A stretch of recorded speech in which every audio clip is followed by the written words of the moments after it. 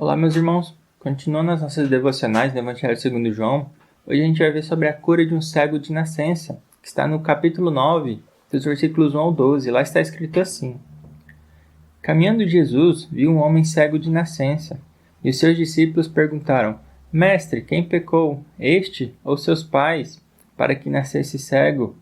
Respondeu Jesus: Nem ele pecou, nem seus pais, mas foi para que se manifestem nele as obras de Deus. É necessário que façamos as obras daquele que me enviou, enquanto é dia. A noite vem, quando ninguém pode trabalhar. Enquanto estou no mundo, sou a luz do mundo. Dito isto, cuspiu na terra e, tendo feito lodo com a saliva, aplicou-o aos olhos do cego, dizendo-lhe: Vai, lava-te no tanque de Siloé, que quer dizer enviado. Ele foi, lavou-se e voltou vendo. Então os vizinhos e os que dantes o conheciam de vista, como mendigo, perguntavam: Não é este o que estava sentado pedindo esmolas? Uns diziam: É ele. Outros: Não, mas se parece com ele. Ele mesmo, porém, dizia: Sou eu.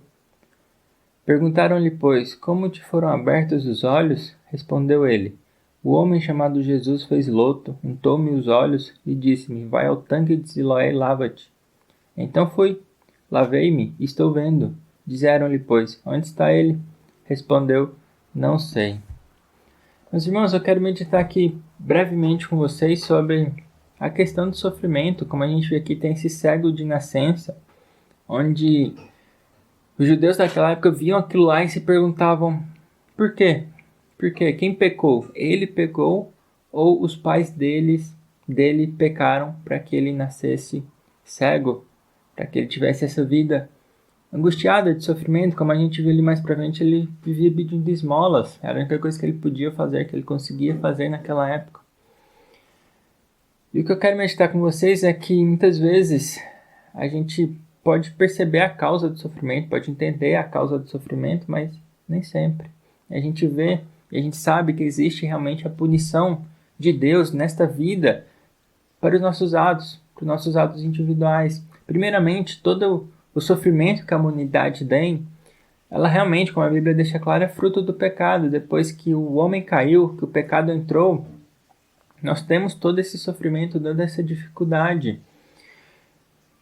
Mas nem sempre a gente pode atribuir um sofrimento específico por causa do indivíduo, por causa do pecado individual daquela pessoa. Mas algumas vezes sim, como a gente vê Deus disciplinando especialmente o seu povo, como a gente vê Pedro falando, que não é de se admirar que a disciplina e o castigo do Senhor comece pelos que são da sua casa. Então Deus pode castigar nessa vida pelos pecados que aquela pessoa cometeu ou está cometendo, especialmente os que são seus filhos, para direcioná-los ao seu caminho, para discipliná-los e eles abandonarem os caminhos de perdição e seguirem a Deus. É um ato de amor do nosso Deus.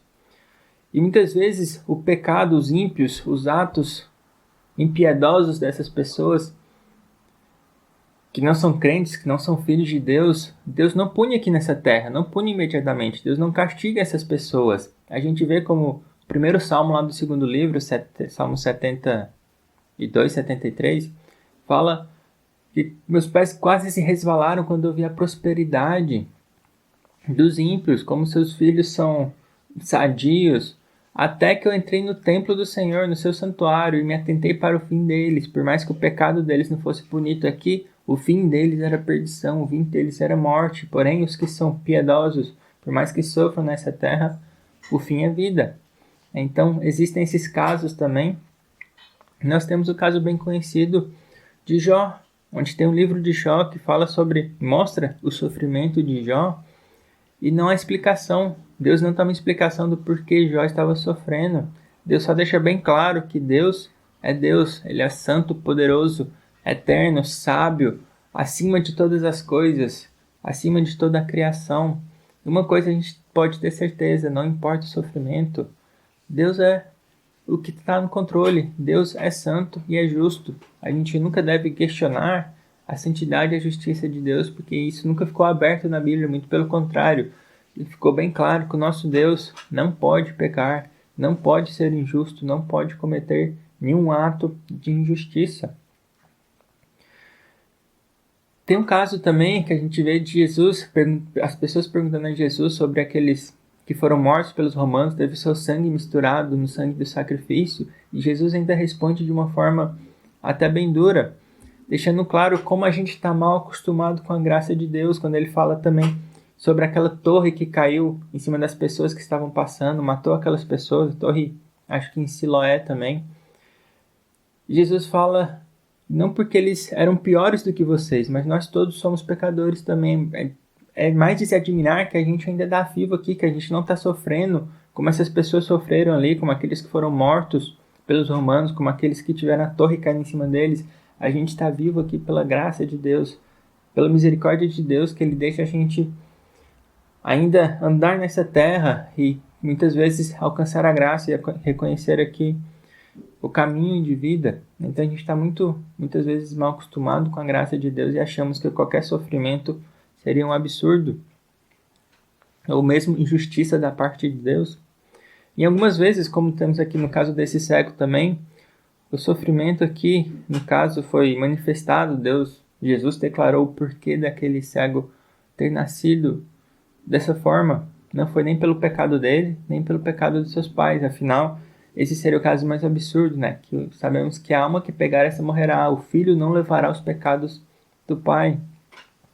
Então aqui ele não estava sofrendo por seu pecado ou pelo pecado dos seus pais, mas para que se manifeste nele as obras de Deus, tanto da severidade de Deus, que é necessário pela sua justiça, pela sua santidade, como pela sua graça e misericórdia também em curar aquele cego, em libertar ele deste sofrimento, demonstrando aqui a misericórdia e as obras de Deus, a graça de Deus. Então o cego, ele estava assim para que se manifestem as obras de Deus, para que, em última análise, glorifique a Deus. E o que eu quero meditar com vocês aqui é que o sofrimento pode acontecer, não devemos estar, de certa maneira, surpresos quando o sofrimento acontece nas nossas vidas, mas uma coisa a gente tem que sempre ter certeza, que Deus, Ele é santo, Ele é justo, Ele é todo-poderoso e Ele está no controle de todas as coisas, e por mais que a gente não tenha as respostas aqui nessa vida e não tenhamos essas respostas, nós sabemos que o nosso Deus reina, que todas as coisas cooperam para o bem daqueles que amam a Deus, que são chamados segundo o seu propósito, e que por mais que a vida aqui esteja difícil, como Jó sofreu bastante também, sabemos que o nosso Deus, para aqueles que são seus filhos, os seus eleitos, esse sofrimento daqui passará. E um dia estaremos então com Cristo, onde não haverá mais dor, não haverá mais pranto, não haverá mais sofrimento, não haverá mais noite, mas estaremos com Ele, glorificando a Ele, que tudo que nós sofremos nessa vida é para glorificar o nosso Deus. Então que andemos aqui com alegria, mesmo passando dificuldades, como Paulo fala, estejamos contentes e em tudo alegres, porque nós fomos redimidos pelo nosso Senhor, que é santo e justo, e nada acontece a qualquer ser humano que insira qualquer mancha na justiça e na santidade do nosso Deus. Então que louvemos a Deus em todas as circunstâncias, na dor, no sofrimento, na alegria e nas bênçãos que recebemos do nosso Senhor. Amém?